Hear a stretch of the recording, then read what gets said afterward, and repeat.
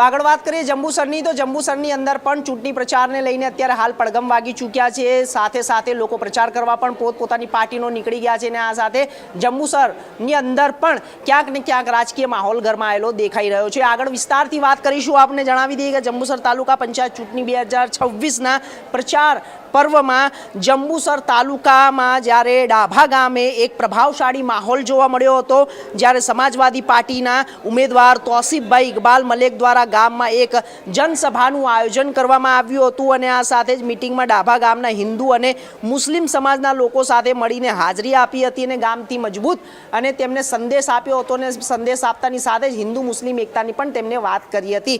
તો આ સાથે તેમને સમર્થનની અંદર તેમને તમામ પાર્ટીઓને તે એક સંદેશ મોકલાવીને કહ્યું હતું કે આ સાથે અમે આ જે ચૂંટણી છે તેનો પ્રચાર પ્રસાર પણ કરી રહ્યા છે અને એકતાનો સંદેશ પણ આપી રહ્યા છે અને સાથે સાથે તમામ જે છે તેમને જીતનો પણ તેમને દાવો ઠોક્યો હતો।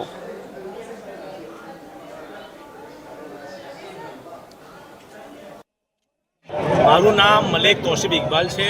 મેં તાલુકા પંચાયતથી આપણો ઇલેક્શનનું ફોર્મ ભરેલું છે, એમાંથી સમાજવાદી પાર્ટી તરફથી અમને ટિકિટ મળી હતી અને આજે અમારી મિટિંગ હતી ડાભા ગામમાં 21 તારીખે રાતે 9 વાગે। એ અમારે જે ગામના બધા જોવાનું બધો અમને બહુ સાથ સહકાર આપ્યો છે અને અમારી મિટિંગ સફળતાપૂર્વક પૂર્ણ થઈ છે અને અમે અપેક્ષા રાખીએ છીએ કે અમારી સમાજવાદી પાર્ટી તરફથી બહુ પૂર્ણ બહુમતથી મત અમે કાઢીશું એવું અમારું ગામનું બી અપેક્ષ છે અને ઉબેરનું બી અપેક્ષ છે અને મારે બંને ગામ માટે મારે કામ કરવાનું છે, ડાભા માટે બી કરવાનું છે અને ઉબેર માટે બી કરવાનું।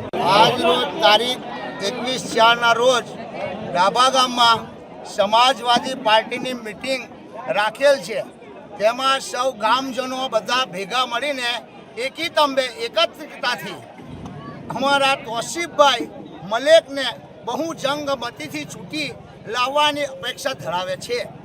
બસ એ જય હિન્દ।